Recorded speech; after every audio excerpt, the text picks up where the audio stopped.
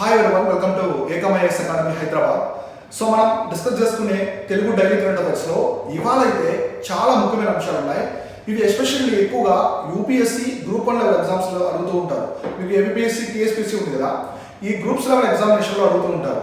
ఈ current affairs మనకి Hindu news paper నుంచి డిఫరెంట్ సబ్జెక్ట్ వ్యూలో అనమాట. ఎన్విరాన్మెంట్ కావచ్చు, జాగ్రఫీ, మనకి ఎకానమీ కావచ్చు, polity, government schemes, international relations, అంతర్జాతీయ సంబంధాలు ఉంటాయి కదా, ఇవైతే ఎక్కువగా నేను డిస్కస్ చేస్తూ ఉంటాను.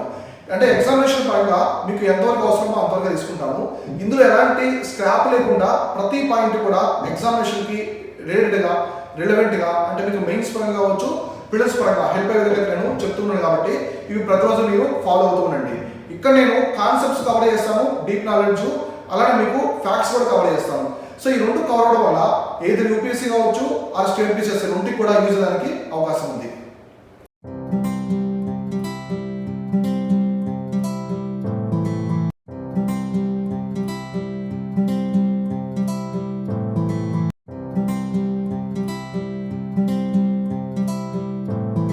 సో ఇవాళ మనం చూసుకుంటే 26 అక్టోబర్ 2020కి సంబంధించి ఏమున్నాయో ఒకటి చూద్దాం. సో ఫస్ట్ ఇక్కడ చూడండి, migration of the great Indian bustard. So great Indian bustard అనే ఒక బర్డ్ ఉంటుంది, చాలా ఇంపార్టెంట్. ఇది క్రిటికల్ ఎండేంజర్ స్టేటస్ లో ఉంది. ఇది మనకి రాజస్థాన్ రాష్ట్రంలో ఉంటుంది, అలాగే పాకిస్తాన్లో కూడా ఉంటుంది అన్నమాట. డెజర్ట్ నేషనల్ పార్క్ ఉంది అక్కడ. సో దాని గురించి చూద్దాం. Three great Indian bustard were spotted in Pakistan Cholistan desert. So ఇక్కడ చూడండి, పాకిస్తాన్ యొక్క చోలిస్తాన్ డెజర్ట్ లో ఇక్కడ ప్రత్యక్ష స్పాట్ కనిపించాయి అన్నమాట. ఇవి వచ్చేసి ఇక్కడ కనిపించాయి. సో ఈ బర్డ్స్ ఈ పాకిస్తాన్ చోలిస్తాన్ డెజర్ట్ లో కనిపించాయి. ఈ బర్డ్స్ మొత్తం వచ్చేసి 3 గ్రేట్ ఇండియన్ బస్టర్డ్స్ అనేవి ఇక్కడ కనిపించాయి. The recent sighting of the great Indian bustard. So recent sighting of the great Indian bustards in the Cholistan desert led to speculation in these species have migrated from the desert national park in the Rajasthan, India. So మామూలుగా ఈ great Indian bustard birds అనేవి ఎక్కువగా మనకి dessert national park ఉంది కదా. So dessert national park ఎక్కడ ఉంటుంది? రాజస్థాన్ రాష్ట్రంలో ఉంటుంది. డెజర్ట్ నేషనల్ పార్క్ లో ఉంటాయి అనమాట. అక్కడి నుంచి ఆ 3 గ్రేట్ ఇండియన్ బస్టర్స్ అనేవి పాకిస్తాన్ చోలిస్తాన్ డెజర్ట్ లోకి మైగ్రేట్ అయ్యాయి అనమాట. సో రాజస్థాన్ నుంచి ఎక్కడికి మైగ్రేట్ అయ్యని చెప్తున్నారు. 3 great Indian bustards were spotted in the Cholistan game reserve in the southern part of the Punjab province. So Pakistan లోని పంజాబ్ ప్రొవిన్స్, ఇది ఇండియన్ పంజాబ్ కాదు, పాకిస్తాన్ ఉన్నటువంటి పంజాబ్ ప్రొవిన్స్. సో ప్రొవిన్స్ అంటారు, ఇండియాలో స్టేట్స్ అని అంటారు, అది గుర్తుపెట్టుకోండి. సో తర్వాత the migration may have taken place because of the shrinking habit of the DNB. అంటే ఇక్కడ వచ్చేసి మొత్తం వచ్చేసి దీనికి హ్యాబిట్ అనేది అంతరించిపోతూ ఉందన్నమాట. అంటే అది ఉండే ప్రదేశం అనేది దానికి అనుకూలంగా ఉండట్లేదు. సో అందువల్ల ఈ గ్రేట్ ఇండియన్ బస్టర్డ్ అనేది మైగ్రేట్ అవుతుందని చెప్పేసి చెప్తున్నారు. Great Indian bustards are critically endangered in Pakistan because of the absence of protective measures and rampant hunting by the poachers. So main గా పాకిస్తాన్ ఇవి క్రిటికల్లీ ఎండేంజర్డ్ అనమాట. అంటే అంతరించిపోతున్నాయి. సో అంతరించిపోయే దశలో ఉన్నాయి, అంతరించిపోయే వాళ్ళు ఎక్స్టెండ్ అయినాయి. ఎందుకంటే ఇక్కడ ఎక్కువ వచ్చేసి వాటిని సంరక్షించడానికి ఎటువంటి చట్టాలు కానీ రూల్స్ కానీ లేవు అక్కడ. ఇంకోటి వచ్చేసి పోచర్స్, అంటే వేటగాళ్ళు కూడా ఎక్కువ వీటిని వేటాడుతూ ఉంటారు మాంసం కోసం. సో అట్లా ఆ 2 మెథడ్స్ వల్ల అక్కడ పాకిస్తాన్లో వచ్చి ఎక్స్టెండ్ అయిపోతున్నాయి. So they are also critically endangered in India. So despite being protective under the wildlife protection act 1972. So Pakistan లాగే ఇండియాలో కూడా అంతరించిపోతూ ఉన్నాయి అనమాట. సో ఓన్లీ 3 కనిపిస్తున్నాయంటే చూడండి మీకు ఎన్ని ఎంత తక్కువగా ఉన్నాయి ఇక్కడ. సో ఇక్కడ ఇండియాలో కూడా అంతరించిపోతున్నాయి. అందువల్ల ఏంటి, మనకి వన్యప్రాణి సంరక్షణ చట్టం ఉంది కదా, వైల్డ్ లైఫ్ ప్రొటెక్షన్ యాక్ట్ కింద 1970 కింద యాడ్ చేసి వాటినైతే రక్షిస్తున్నారు. వాటికి కావాల్సిన మెథడ్స్ కూడా వీళ్ళు తీసుకుంటూ ఉన్నారు. Rajasthan having around the 150 great Indian busters account for the 95% of the total global population. So Rajasthan లో మొత్తము 150 ఉన్నాయని చెప్తున్నారు. సో మొత్తం కౌంట్ అయితే 150 ఉన్నాయి. ప్రపంచంలో ఉండే మొత్తం గ్రేట్ ఇండియన్ బస్టర్స్ లో 95% ఇక్కడే ఉన్నాయన్నమాట. రాజస్థాన్ డెజర్ట్ నేషనల్ పార్క్ లోనే ఉన్నాయి.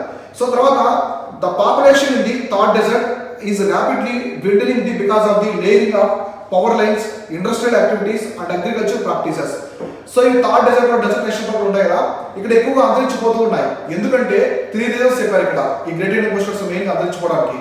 So dwindling because of the laying of the power lines అన్నమాట. సో పవర్ లైన్స్ ఉంటాయి కదా, పైన తీగలు ఉంటాయి, అవి తగులుకొని చనిపోతూ ఉంటాయి. ఇంకోటి ఇండస్ట్రియల్ యాక్టివిటీస్. సో ఈ మధ్య వాటి గ్రేట్ ఇండియన్ బస్టర్స్ యొక్క హ్యాబిట్ ఉంటుంది కదా, వాటి ప్రాంతం, వాటికి హోమ్ లాగా ఉంది కదా, ఆ ప్రాంతాలు ఎక్కువ ఇండస్ట్రియల్ యాక్టివిటీస్ జరుగుతున్నాయి, అదొక రీజన్. తర్వాత అగ్రికల్చర్ ప్రాక్టీస్ కూడా వీటిని చంపేస్తున్నాయి. ఎందుకంటే రసాయనిక ఎరువులు వాడడం వల్ల అవి కూడా చనిపోయేదానికి అవకాశం ఉంది. In 2019, Desert National Park has initiated the captive breeding of Great Indian Bustards via project implemented by the Dehradun Wildlife Institute of based Wildlife Institute of India. So మనకి Wildlife Institute of India ఎక్కడ ఉందంటే so Wildlife Institute of India వచ్చేసి డెహ్రాడూన్ లో ఉంటుంది head quarters. ఇదేం చేసిందంటే 2019 ఒక initiative తీసుకొచ్చింది captive breeding of the great Indian busters. So అవి గుడ్లు పెట్టి మంచిగా మళ్ళీ పిల్లలను చేసి ఎక్కువగా వాటి పాపులేషన్ పెంచాలనే ఉద్దేశంతో ఒక ఇనిషియేటివ్ అయితే తీసుకొచ్చింది అన్నమాట 2019 లో. Currently 24 Great Indian Bustard chicks are being reared as part of this program. So మొత్తం చిక్స్ అంటే పిల్లలు అన్నమాట. ఆ గ్రేట్ ఇండియన్ బస్టర్స్ ఉన్నాయి కదా వాటి పిల్లలు ఇప్పటి వరకు 24 ఉన్నాయి. 24 గ్రేట్ ఇండియన్ బస్టర్ చిక్స్ అనేవి ఇప్పటివరకు ఉన్నాయని చెప్పేసి చెప్తున్నారు అన్నమాట. సో వీటిని కూడా ఆ ప్రోగ్రామ్ లో సంరక్షిస్తూ ఉన్నారు. సో ఓకే ఇదంతా గ్రేట్ ఇండియన్ బస్టర్స్. ఇంకొకటి వచ్చేసి important thing, it is the largest flying bird అన్నమాట. So largest flying bird in India. So పైకి ఎగిరే పక్షుల్లో అతి పెద్ద బర్డ్ అనమాట ఏది గ్రేట్ ఇండియన్ బస్టర్డ్ అనేది అతి పెద్ద బర్డ్. సో తర్వాత వచ్చేసి ఇందాక చోలిస్తాన్ డెజర్ట్ అని చెప్పాను కదా, చోలిస్తాన్ డెజర్ట్ అని. అసలు ఈ చోలిస్తాన్ డెజర్ట్ అనేది ఎక్కడ ఉందో ఇప్పుడు మనం చూద్దాం. The Cholistan desert is situated in the southern part of the Pakistan's Punjab. So Pakistan లో పంజాబ్ ఉంది కదా, మన ఇండియాలో పంజాబ్ స్టేట్ ఉంటుంది, అక్కడ పంజాబ్ ప్రొవిన్స్ ఉంది. ఆ పంజాబ్ ప్రొవిన్స్ యొక్క సదర్న్ పార్ట్ లో ఈ డెజర్ట్ అనేది ఉంటుంది అనమాట. So it forms the part of the great Thar desert. So Thar desert ఉంది కదా, అందులో పార్టే చోలిస్తాన్ డెజర్ట్. అందులో ఒక ప్రాంతానికి భాగాన్ని చోలిస్తాన్ డెజర్ట్ అని పిలుస్తారు. So which span from the Sindh province to the Indian state of the Rajasthan. అంటే ఇది ఎక్కడి నుంచి ఉందంటే పాకిస్తాన్ సింధ్ ప్రొవిన్స్ దగ్గర నుంచి రాజస్థాన్ రాష్ట్రం వరకు, ఇండియన్ రాజస్థాన్ రాష్ట్రం వరకు మొత్తం కూడా ఈ డెజర్ట్ అనేది ఉందన్నమాట. So it is one of the 2 major deserts in the Punjab. So Punjab కూడా పాకిస్తాన్ ఉన్న పంజాబ్ లో ఇది ఒకటి. So with the other being the Thar desert. So Thar desert ఒకటి అనే ఇది ఒకటి అనమాట ఏది Cholistan desert. The entire region is the experiencing desertification because of the poor vegetation is covering causing the erosion. So wind erosion. So గాలి వల్ల మట్టి క్షామణ జరుగుతుంది, మట్టి కోత జరుగుతుంది. సో విండ్ వల్ల మట్టి అనేది కొట్టుకుపోవడం వల్ల అక్కడ ఎటువంటి వెజిటేషన్ లేదనమాట. సో వెజిటేషన్ పూర్తిగా పూర్గా ఉందన్నమాట. చాలా పూర్గా ఉండడం వల్ల మొత్తం ప్రాంతం అంతా కూడా డెజర్ట్ మీద అంటే మనకి ఎడారిగా మారిపోయింది అనమాట. సో ఇది ఒకటి. సో ఇది వచ్చేసి గ్రేట్ ఇండియన్ బస్టర్డ్ కి సంబంధించింది. సో నెక్స్ట్ వచ్చేసి మనకి అగ్ని ప్రైమ్ బలిస్టిక్ మిసైల్. సో ఇప్పుడు డిఫెన్స్ పరంగా ఇది చాలా ఇంపార్టెంట్. అగ్ని ప్రైమ్ బలిస్టిక్ మిసైల్ ఇదే ముందు ఒకటి మనం క్లియర్ గా డిస్కస్ చేసుకుందాం. So Agni prime ballistic missile. So Agni prime ballistic missile was successfully tested on the coast of Odisha. So ఒడిస్సాలో మనకి చాందీపూర్ కావచ్చు, వీలర్ ఐలాండ్ అంటే ప్రెజెంట్ నేమ్ వచ్చేసి అబ్దుల్ కలాం ఐలాండ్, భద్రక్ అనే రీజన్ ఉంటుంది. ఈ 3 రీజన్స్ లో మిసైల్స్ అనేవి టెస్ట్ చేస్తూ ఉంటారు ఎక్కడ ఒడిస్సా రాష్ట్రంలో. సో ఇక్కడ వచ్చేసి అగ్ని ప్రైమ్ అనే బలిస్టిక్ మిసైల్ అయితే సక్సెస్ఫుల్లీ టెస్ట్ చేశారు. The recent test is third consecutive test flight of the Agni prime missile. It marks the completion of the development trial. So ఇది వచ్చేసి వరుసగా చేసినటువంటి అగ్ని ప్రైమ్ లో 3 టెస్ట్ అనమాట. సో దీని వల్ల వచ్చేసి కంప్లీట్ గా ట్రయల్ మొత్తం కూడా కంప్లీట్ అయిపోయిందని చెప్తున్నారు. So it confirmed the accuracy and reliability of indigenous missile system. అంతే కదా, ఈ అగ్ని అనేది మనము ఇంటర్గైడెడ్ మిసైల్ సిస్టమ్ ఉంది కదా దాని ప్రకారం చేశారు అనమాట. సో ఇంటర్గైడెడ్ మిసైల్ సిస్టమ్ ద్వారా చేశారు, ఇది ప్రోగ్రామ్ ద్వారా చేశారు. అంటే ఇది ఇండిజినస్ మిసైల్ సిస్టమ్ అంటే దీంట్లో ఉపయోగించినటువంటి పరిజ్ఞానం కావచ్చు, విజ్ఞానం ఏది కూడా టెక్నాలజీ మనం ఏదో దేశం నుంచి తెచ్చుకోలేదు, స్వదేశీ పరిజ్ఞానంతో తీసుకొచ్చారు అనమాట. ఇది అబ్దుల్ కలాం గారు డెవలప్ చేశారు ఈ టెక్నాలజీ. ఇంటిగ్రేటెడ్ గైడెడ్ మిసైల్స్ ఉంటాయి కదా మనకి, ఆ మిసైల్స్ తీసుకొచ్చారు అనమాట. సో ఇట్లా the first flight test of the Agni prime was conducted in the June 2021. ఈ అగ్ని ప్రైమ్ ఉంది కదా మొత్తం 3 టెస్టులు చేశారు అగ్ని ప్రైమ్. ఇందులో మొట్టమొదటి వచ్చేసి జూన్ 2021 లో చేశారు అనమాట. So with the second one in the taking the place 6 months later in the December. So June 2021 first flight చేశారు కదా, అది ఫస్ట్ చేశారు అనమాట ఈ testing. Second the after 6 months డిసెంబర్లో అయితే అదే సంవత్సరంలో చేశారు. ఇప్పుడు దీస్ 2 టెస్ట్ వర్ ఆల్సో సాని missile test successfully meeting the mission objective the high level of accuracy. So వీళ్ళు చేసినటువంటి అంటే ప్రిడిక్షన్ చేశారు కదా దానికంటే కూడా మంచి హై అక్యురసీతో ఇవి దిగ్విజయంగా సక్సెస్ అయ్యారన్నమాట. సో ఇట్లా 3 టెస్టులు అయితే వరుసగా అగ్ని ప్రైమ్ కి సంబంధించి జరిగాయి. సో గుర్తుపెట్టుకోండి అగ్ని ప్రైమ్ అనేది బలిస్టిక్ మిసైల్. మనకి బలిస్టిక్ మిసైల్, క్రూయిజ్ మిసైల్ ఉంటాయి. దాని గురించి నేను ఇంతకు డైలీ కరెంట్ అఫైర్స్ చాలా సార్లు ఎక్స్ప్లెయిన్ చేశాము, చూడండి ఇది కూడా. తర్వాత వచ్చేసి Tiger Trump exercise. So Tiger Trump exercise అనమాట. The Tiger Trump exercise was jointly conducted by the United States and Indian militaries in the Visakhapatnam, Andhra Pradesh. So Andhra Pradesh రాష్ట్రంలోని విశాఖపట్నం వచ్చేసి ఈస్టర్న్ కమాండ్ హెడ్ క్వార్టర్స్ అనమాట. అది ఈస్టర్న్ కమాండ్ నావల్కి. అక్కడ అమెరికా ఒకటి, United states ఒకటి, Indian militaries 2 కలిపి tiger Trump అనే ఎక్సర్సైజ్ అయితే చేస్తున్నాయి. అంటే మనకి జాయింట్ మిలిటరీ ఎక్సర్సైజ్ ఉంటాయి కదా, ఈ విధంగా చేస్తున్నాయి అనమాట. So Tiger Trump tabletop simulation was organized at India's Eastern Naval Command in Visakhapatnam from October 18 to 20 this year. So నిన్న 18 నుంచి 20 వరకు ఈ ఎక్సర్సైజ్ అయితే జరిగిందన్నమాట. So it is a comprehensive endeavor of the Indian and the US military diplomatic representatives to provide coordinating disaster relief to a national third country hit by the super cyclone. So చూడండి, ఏదైనా కంట్రీకి super cyclone వచ్చినప్పుడు ఆ country మీద hit చేసినప్పుడు అది దాని మీద ఎటువంటి డిజాస్టర్ రిలీఫ్ తీసుకోవాలి అంటే విపత్తులు ఉంటాయి కదా, దానికి సంబంధించి ఎలాంటి జాగ్రత్తలు తీసుకోవాలి, ముందుగా ఎటువంటి హెచ్చరికలు ఇవ్వాలి, సో ఆ ప్రమాదం వచ్చిన తర్వాత ఎటువంటి జాగ్రత్తలు తీసుకోవాలి, ఇంకా దానికి సంబంధించి కూడా వీళ్ళైతే డిస్కస్ చేసుకున్నారు. తర్వాత tiger triumph exercise start to improve interoperability between India and the US to create a multi-national command control model for the humanitarian assistance in the Indian Ocean region. So main గా ఈ excise యొక్క main objective ఏంటంటే ఇక్కడ disaster relief అన్నమాట. ఎక్కడ humanitarian assistance కావచ్చు, next command control, multinational command control ఈ విధంగా తీసుకొస్తున్నారు సూపర్ సైక్లోన్ నుంచి కాపాడుకోవడానికి. ఎక్కడంటే ఏ ప్రాంతం అంటే ఇండియన్ ఓషన్ రీజన్ లో, అంటే మనకి హిందూ మహాసముద్ర ప్రాంతంలో చేస్తున్నారు అనమాట.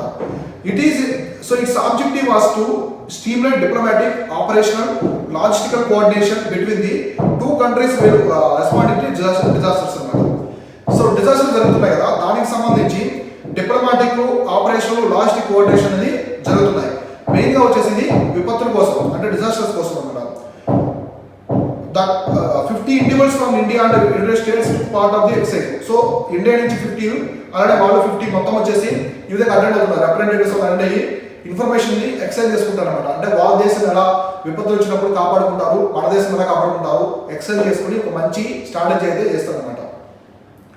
The 2022 edition of the tiger triumph exercise is second joint exercise between the India and US focusing on the disaster relief. So complete గా ఇది వచ్చేసి 2020 ఎడిషన్ వచ్చేసి డిజాస్టర్ మేనేజ్మెంట్ గురించి అయితే వీళ్ళు డిస్కస్ చేస్తారు. గుర్తుపెట్టుకోండి, ఈ టైగర్ ట్రంప్ అనేది డిజాస్టర్ రిలీఫ్ కోసం చేసినటువంటి ఎక్సైజ్ ఎవరైనా మధ్య అంటే India and US military forces మధ్య అయితే జరిగింది. ఎక్కడ జరిగిందంటే Visakhapatnam. So eastern naval command ఉంది కదా, అక్కడ విశాఖపట్నం, ఆంధ్రప్రదేశ్ రాష్ట్రంలో విశాఖపట్నంలో జరిగింది అనమాట. సో నెక్స్ట్ కరెంట్ ఈవెంట్ చూడండి. నెక్స్ట్ వచ్చేసి India's first migration monitoring system inaugurated in Mumbai. So భారతదేశంలోని మొట్టమొదటి మైగ్రేషన్ మానిటరింగ్ సిస్టమ్ అనమాట. మైగ్రేషన్ మానిటరింగ్ సిస్టమ్ అనేది ఎక్కడ స్టార్ట్ చేశారంటే ముంబైలో అయితే స్టార్ట్ చేశారు. So India's first migration monitoring system was inaugurated by the Maharashtra Women and Children Development Minister. So Mangal Prabhat Lodha in Mumbai. So Mumbai అయితే start చేస్తారు ఇండియాకి సంబంధించిన మొట్టమొదటి migration monitoring system. The website based migration tracking system will track the movement of vulnerable seasonal migrant beneficiaries. So vulnerable గా అంటే ప్రమాదానికి దగ్గరగా ఉన్నటువంటి వల్నరబుల్ సిచ్యువేషన్స్ ఉన్నప్పుడు మైగ్రెంట్ బెనిఫిషియరీస్ ఇవన్నీ కూడా వాచ్దారులుగా చూస్తూ ఉంటారు అన్నమాట. The migratory monitoring system aims to provide information about the migrant pregnant women, lactating women and children. So main గా చూడండి, ఇక్కడ ఉమెన్ అంటూ చిల్డ్రన్ కి అయితే ఎక్కువ పెద్దపీట అనేది వేశారు వీళ్ళు. అంటే మైగ్రేటింగ్ ప్రెగ్నెంట్ ఉమెన్ ఉంటారు కదా, సో ప్రెగ్నెంట్ మైగ్రేషన్ చేసే ప్రెగ్నెంట్ ఉమెన్ కావచ్చు, లాక్టేటింగ్ ఉమెన్ అంటే పాలు ఇచ్చే తల్లులు ఉంటారు కదా, సో వాళ్ళు కావచ్చు, తర్వాత చిల్డ్రన్ చిన్నపిల్లలు ఉంటారు కదా, వాళ్ళ మీద ఎక్కువగా ఫోకస్ చేస్తూ ఇది ట్రాకింగ్ చేస్తూ ఉంటారు అనమాట. సో ఇది ఒక మంచి ఇనిషియేటివ్గా మనము చెప్పుకోవచ్చు. ఎక్కడ స్టార్ట్ చేస్తారంటే ముంబై, మహారాష్ట్ర రాష్ట్రం మొట్టమొదటిసారి ఇండియాలో ఈ సిస్టమ్ అయితే స్టార్ట్ చేసింది. సో తర్వాత ఇంపార్టెంట్ కరెంట్ ఈవెంట్ ఏంటంటే FATF black list Myanmar. So calls for the due to diligence to the transactions in nation. So మామూలుగా మీకు మయన్మార్ స్టోరీ చూడండి. సో మయన్మార్కి ఆంగ్ సాన్ సూకీ వచ్చిన తర్వాత మిలిటరీ రూల్ ఎండ్ అయింది అనమాట. మిలిటరీ రూల్ ఎండ్ అయ్యి ఆమె ప్రజాస్వామ్య గవర్నమెంట్ తీసుకొచ్చింది, ఎలక్షన్స్ ఇట్లాంటివన్నీ కూడా తీసుకొచ్చారు. తర్వాత ఏమైందంటే ఆంగ్ సాన్ సూకీని జైలులో నిర్బంధించి మిలిటరీ రూల్ వచ్చింది అనమాట. సో అక్కడ వచ్చేసి సైనిక పరిపాలన వచ్చింది. సో సైనిక పరిపాలన వచ్చిన తర్వాత సైనిక పరిపాలించడం వల్ల ఇప్పుడేమని చూడండి. So money laundering and terrorist financing watch dog financial action task force FATF has put Myanmar to the black list and called the members to apply enhanced diligence to business relations and transactions in Myanmar. So ఇక్కడ జరిగే transactions అన్ని కూడా money transactions కావచ్చు, ఇవన్నీ కూడా money laundering గా జరుగుతున్నాయి. So ఇక్కడ FATF గమనించేది ఉండే అనమాట. ఒకటి మనీ లాండరింగ్, ఇంకోటి వచ్చేసి టెర్రర్ ఫైనాన్సింగ్. ఈ రెండు అన్ని దేశాల మీద ఒక కన్నేసి ఉంటుంది అనమాట. సో వాచ్ డాగ్లుగా ఇది గమనిస్తూ ఉంటుంది, ట్రాకింగ్ చేస్తూ ఉంటుంది. ఏ కంట్రీస్ లాంటివి చేస్తే వాటి మొత్తం ఇవి గమనిస్తూ ఆ దేశాన్ని బ్లాక్ లిస్ట్ లో పెట్టడం, గ్రే లిస్ట్ లో పెట్టడం ఇట్లా చేస్తూ ఉంటుంది. సో రీసెంట్ గా పాకిస్తాన్ కూడా గ్రే లిస్ట్ నుంచి అనమాట. సో పాకిస్తాన్ కూడా గ్రే లిస్ట్ నుంచి రిమూవ్ అయింది. సో రిమూవ్ చేశారు, ఎందుకంటే ఇప్పుడు వాళ్ళు మనీ లాండరింగ్, టెర్రర్ ఫైనాన్స్ మీద మంచి మెజర్స్ తీసుకుని వాటిని లేకుండా చేస్తున్నారు కాబట్టి పాకిస్తాన్ గ్రే లిస్ట్ నుంచి రిమూవ్ చేసింది. సో తర్వాత కొన్ని దేశాలు కూడా గ్రే లిస్ట్ యాడ్ చేసింది. అది పక్కన పెట్టేస్తే బ్లాక్ లిస్ట్ అనేది చాలా ఇంపార్టెంట్ ఇక్కడ. బ్లాక్ లిస్ట్, సో మొత్తం బ్లాక్ లిస్ట్ వచ్చేసి ఇప్పటి వరకు Iran, north Korea. So Iran, north Korea వచ్చేసి బ్లాక్ లిస్ట్ ఉన్నాయి. రీసెంట్ గా మయన్మార్ కూడా ఇప్పుడు యాడ్ చేశారు. సో మయన్మార్ వరల్డ్ నేమ్ వచ్చేసి బర్మా అనమాట. సో మయన్మార్ కూడా బ్లాక్ లిస్ట్ అయితే యాడ్ చేశారు అనమాట FATF. So FATF head quarters వచ్చేసి మనకి ప్యారిస్ లో ఉంటుంది. OECD హెడ్ క్వార్టర్స్ ఉంది కదా, అక్కడ ఆ సెక్రటరీ లోనే FATF కూడా ఉంటుంది అనమాట. సో ఇదన్నీ గమనిస్తూ దాంట్లో ఉంటుంది. సో రీసెంట్ గా FATF ప్రెసిడెన్సీ వచ్చేసి సింగపూర్ సంబంధించిన టి రాజా కుమార్ గారు ప్రెసిడెన్సీ వచ్చారు. ఈయన వచ్చిన తర్వాత పాకిస్తాన్ మంచి మెజర్స్ తీసుకుంటుందని అభినందించి సో వాళ్ళని పాకిస్తాన్ గ్రే లిస్ట్ నుంచి రిమూవ్ చేస్తారు అనమాట. సో ఇట్లా IR గురించి, ఇంటర్నేషనల్ రిలేషన్స్ గురించి క్లియర్ గా డిస్కస్ చేసుకోవాలి. సో ఇవి వచ్చేసి ఇవాటి డైలీ కరెంట్ అఫైర్స్. రేపు ఇంపార్టెంట్ డైలీ కరెంట్ అఫైర్స్ ఏమున్నాయో వాటి ప్రిలిమ్స్ క్వశ్చన్లు ఏమున్నాయో మనం ఒక్కొక్కటి కూడా క్లియర్ గా డిస్కస్ చేసుకుందాం. This is Shivan signing off. Thank you so much.